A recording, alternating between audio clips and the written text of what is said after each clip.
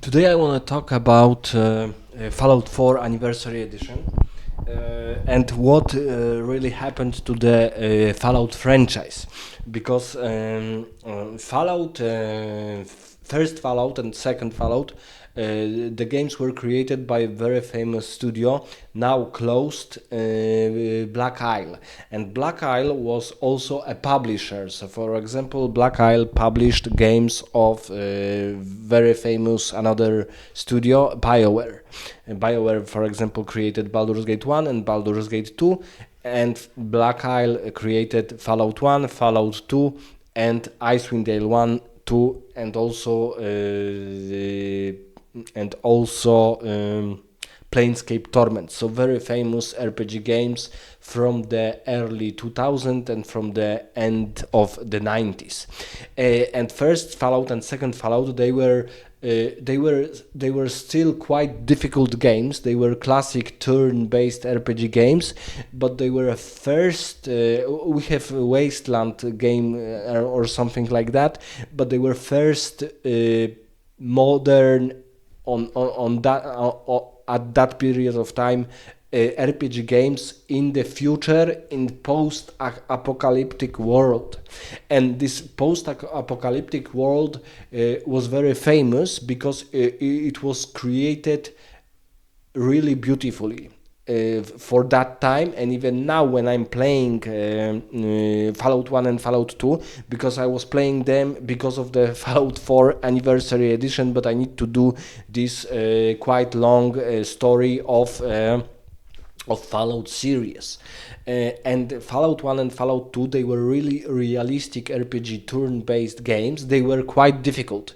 English language for me, there was still a barrier, so I was not very good at playing Fallout 1.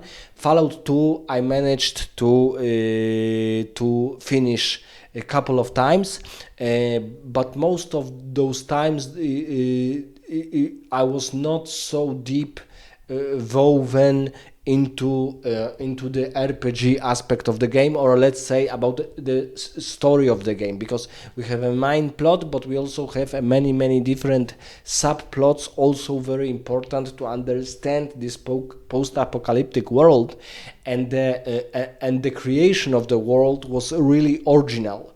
I would say that the lore of Fallout is what is binding gamers today, because the Fallout post-apocalyptic world was about it happened in the future. I'm not sure about when the war broke out, but it was not because of the Skynet or some robotic machines, artificial intelligence, but because of the resources and fighting with nation with another nation.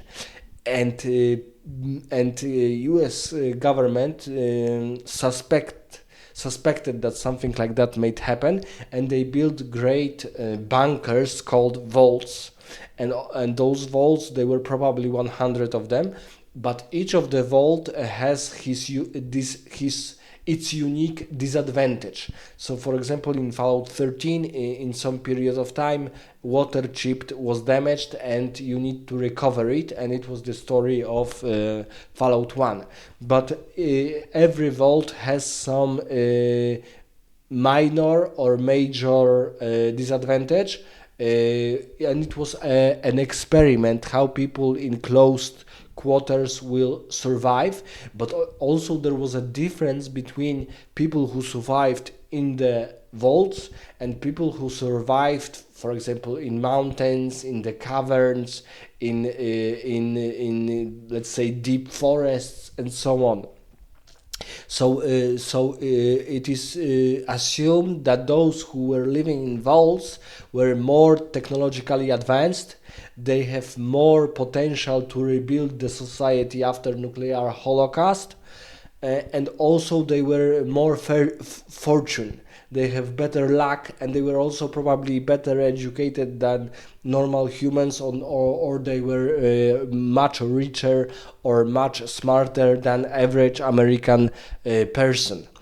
And this idea was also very well portrayed by the Brotherhood of Steel. So we have an organization in Fallout 1 which was created to show people how advanced humanity can be.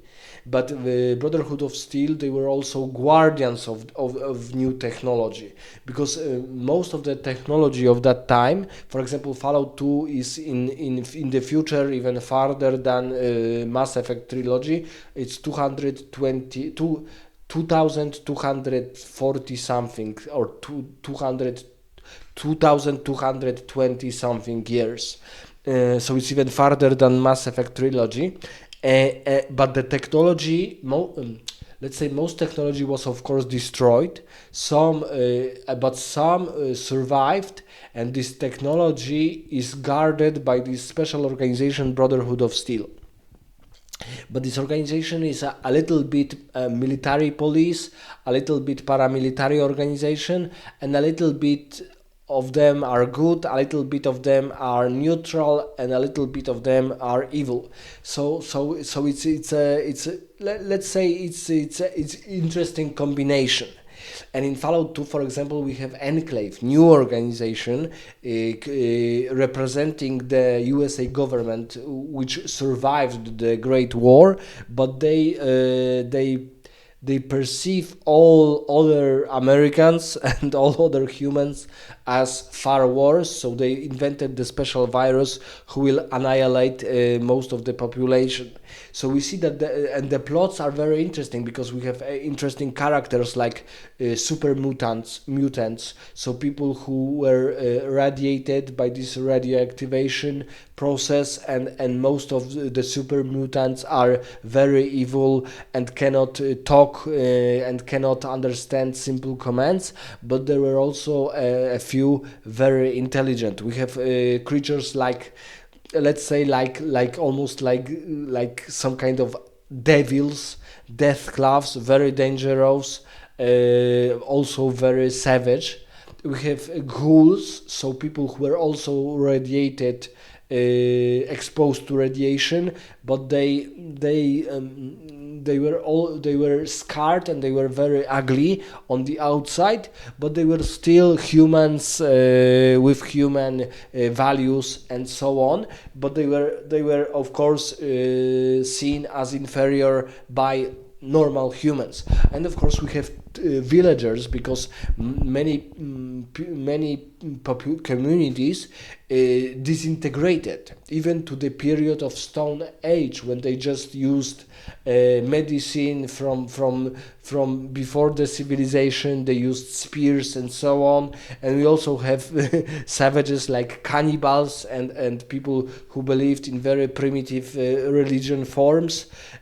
So the world of Fallout was created very intelligently and with much lore to cover and to show us. Because, for example, Baldur's Gate is also a very great franchise. Baldur's Gate 1, Baldur's Gate 2, and now Baldur's Gate 3. But the Advanced Dungeons and Dragons, or Dungeons and Dragons, these systems were invented earlier, and this game just took those world buildings, dragons, elves, races, rules, and implemented it into computer game. But the Fallout game is completely new system called Special, and it is really good.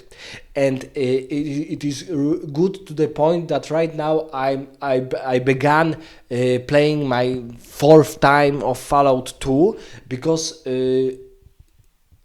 but maybe now I will stop and I will say why I titled this movie, this video, Fallout 4 Anniversary Edition, because it's important. So we have three classical Fallout games: Fallout 1, Fallout 2, and Fallout Tactics. And generally Fallout 1 and Fallout 2 are considered the best.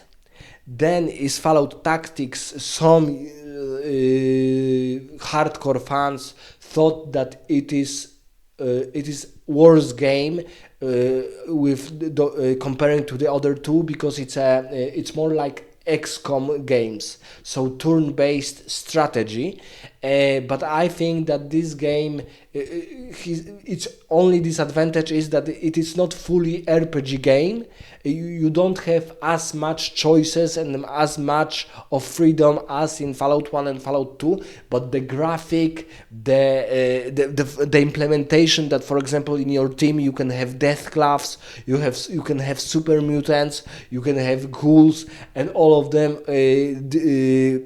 have different traits and different perks. So for example, ghouls can get perk, and perk is a very maybe the most interesting part of Fallout, because it's a special ability and you can be really careful what perk do you choose, but you can only choose one in 3 levels. So for example, first is on level 2, first is on level 3, second is on level 6, third is on level 9, then on level 12, then on level 15, 18, and so on. But ghouls, for example, they can have in Fallout Tactics they can have perks after 1 level, not after 2 levels. Super mutants are of course big, very tough, and can use the biggest weapons. And Deathclaws are just Deathclaws. They can torn apart everything with their claws and jaws. So the Fallout Tactics, I will say that I consider it a little bit worse than Fallout 1 and Fallout 2, but still a classical RPG game with superior graphic comparing to Fallout 1 and Fallout 2. But unfortunately for us, for fans of Fallout franchise, then Black Interplay, the producer or the company above Black Isle, bankrupted, and the rights on Fallout franchise were given to Bethesda, and Bethesda created Fallout 3, and it was let's say this, it got many DLCs, even better than the normal game, and Fallout 3 got very good scores in different magazines, but for me it was a complete disaster. It was a complete disaster because they decided to put Fallout in full 3D mode, like first-person shooters, and because of that, Fallout 3 became not an RPG game, but a shooter game with RPG elements.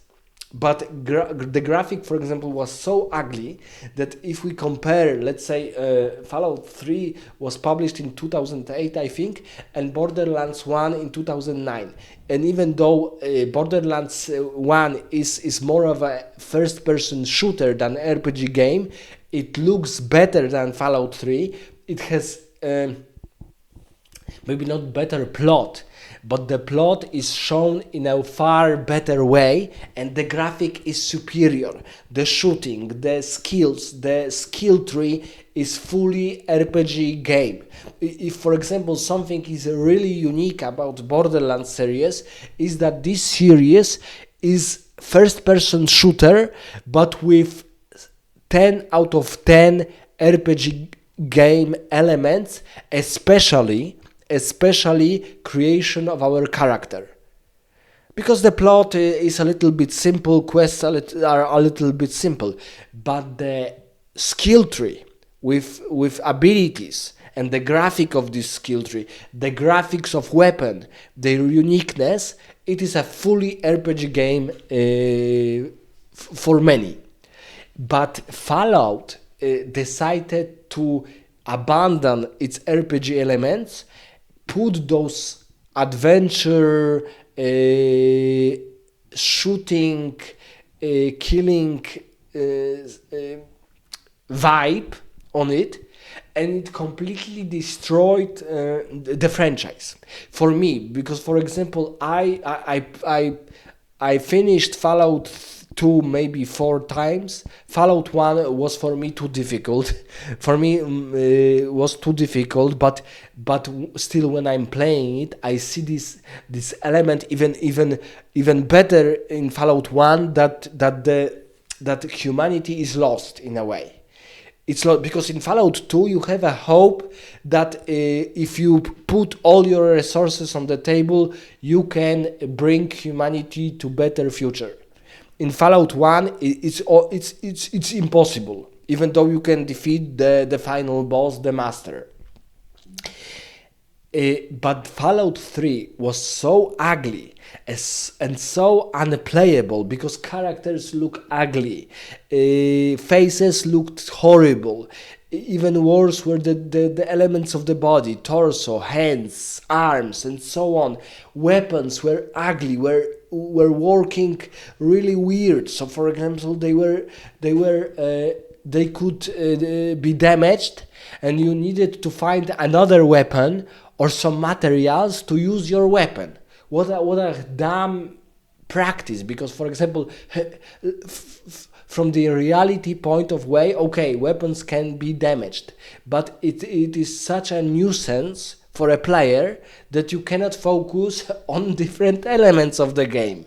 So, for example, in Fallout 1 and 2, weapons could jam at some point, or could not fire, but they were not being used to the point that you cannot use them again.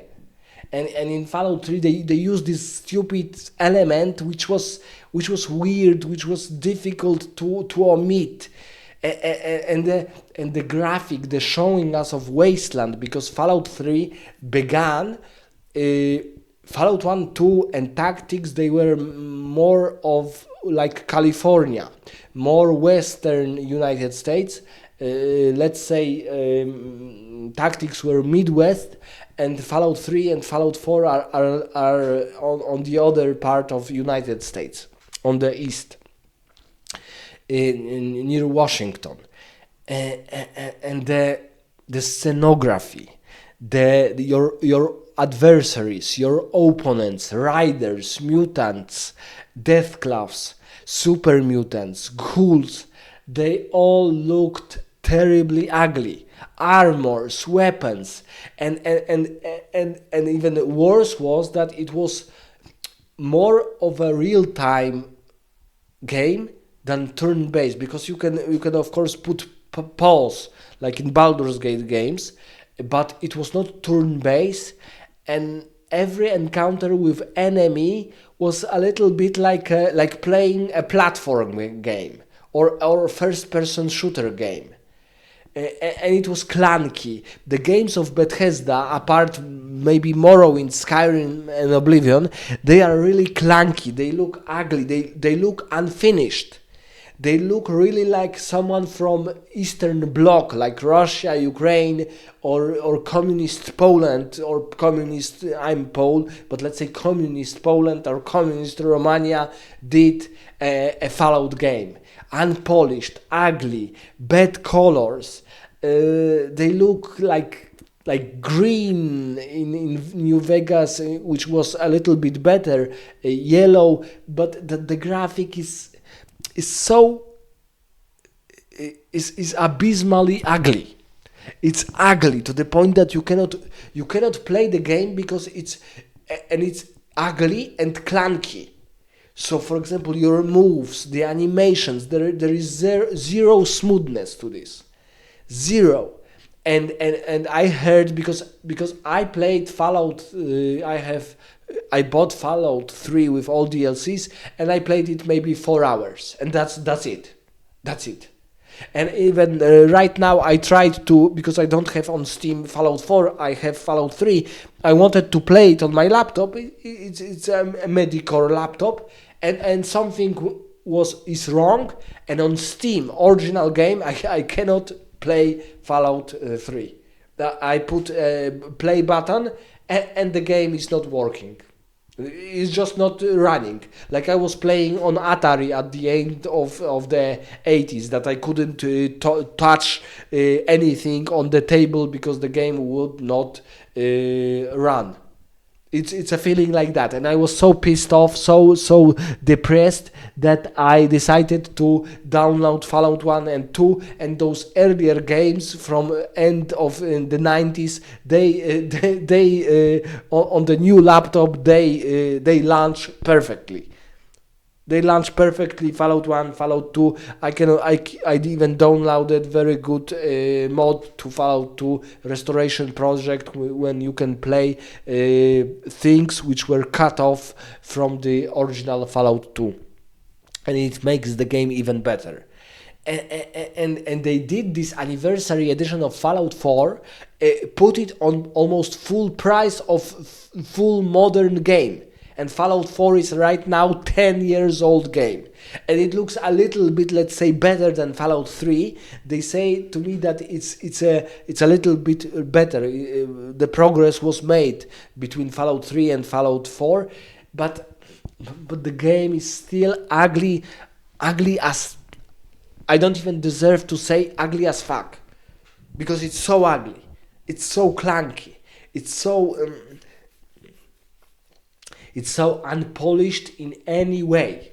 Anyway, graphical, animation, weapons, special system, RPG game elements, plot, because the plot is quite banal also.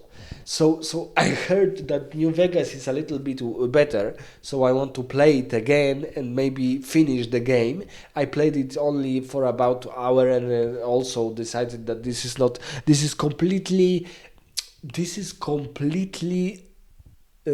different game. Bethesda destroyed Fallout games. They destroyed it because this isometric view of Fallout 1, 2 and Tactics, it was beautiful. It was beautiful. It was beautiful. It was beautiful, and now they are doing this anniversary edition. They want us to pay a lot of money or to upgrade, and we almost got nothing, because they don't remake it. They don't remade it. It's the same game, and they want us to pay almost full price for a brand new game. And this game is 10 years old, and it was really I think that it sold quite good, actually. And then we have another game, Fallout 76, but they destroyed uniqueness and the vibes of Fallout franchise. The armors, they look really bizarre. They look really like a mishmash of different elements. If you, for example, see beautifulness of weapons, of graphic of weapons in your inventory in Fallout 1, 2 and Tactics, how beautiful were new armors in Fallout Tactics, how beautiful was power armor and advanced armor in Fallout 2. And now they completely destroyed Fallout franchise, because right now I'm playing Fallout 2, and I still think this is a unique legendary title, unique legendary RPG game. And Fallout 3, Fallout 4 and Fallout 76, they are like a parody of Fallout games. They are fully 3D, they are ugly as hell. They are ugly as hell and they are not playable, because the special system doesn't work. The real-time fighting is really weird to fight, to shoot, and so on. And right now I'm playing Fallout 2. I see energetic weapons, like they are shooting miniguns, rocket launchers, and so on. Everything looks beautiful, but you also can think about your tactics, about the useful of every weapon, of every perk, of every skill, of your companions, because you can maximally have 6 companions in Fallout 2, and in Fallout 3 I was not even interested in getting other companions, because the reason why Bethesda is using these Medicore games is because of their mistake of doing an open world. Because in Fallout 1 and 2 you also have open world, so for example it's very big, you can do whatever you want, but it is finishable, so it's not completely open. You have certain tasks, there are many of them, many. You have even random encounters based on your luck, but the progress is finished. The progress is finished. And here in this open world games, like because the first of all, the Bethesda did Elder Scroll games and very famous Morrowind, Elder Scrolls Morrowind, Oblivion, and then Skyrim. But in, let's say, in fantasy game, open world, I think it's a little bit better. But in futuristic RPG game, it's completely like, okay, I'm in this wasteland, and I don't know where to go, how to go, what is the map, where is the map, why do all those characters look so bizarre, so ugly. The inventory in Fallout 1, 2, and Tactics was beautiful. Drawings of Pip-Boy, your special computer, drawings of weapons, melee weapons, rifles, SMG weapons, heavy weapons, energetic weapons, different items like steam packs, tools, lockpicks. It was beautifully drawn, beautifully. And marvelous armors, from leather armor, metal armor. Then you have, you can, almost every armor has a second degree, like Mark II. Combat armor, power armor, advanced armor. Oh my god, they looked beautifully. They looked beautifully in inventory, and they also looked beautifully on you, on your characters. And here in Fallout 3, Fallout 4, Fallout 76, they look completely ugly. Completely ugly. You cannot watch on your characters, you cannot watch on your companions, you cannot watch on your enemies. And everything is playable so boringly. Oh, and the game is boring. The game is so big, so vast that it is boring. You don't know how to play it because it's so big. So let me summarize this anniversary edition of Fallout 4 because they want us to pay money for game we already have. It's not even a remaster.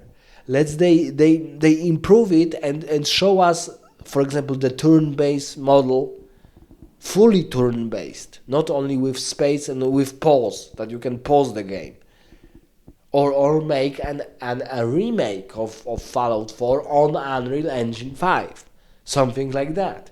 And Bethesda is doing these mediocre games like this Starfield, which is just a worse Mass Effect game, or worse Borderlands game, something like that. It's just worse. Let me know in the comments what do you think about this specific problem of Bethesda. Is Fallout franchise dead? Because Obsidian did, of course, New Vegas, and I heard that they maybe will do second New Vegas, and I heard that New Vegas was really good, far better than Fallout 3, Fallout 4, and so on. So let me know in the comments what do you think about this whole Fallout situation. Is Fallout world really dead? Is Bethesda cooked it? I think she cooked this game, because we are expecting Fallout 5 and so on. Okay, maybe we will get it in about 5 years, in 2030. But it will be another ugly game, another clunky game, unplayable, forgettable. Let me know in the comments about these issues.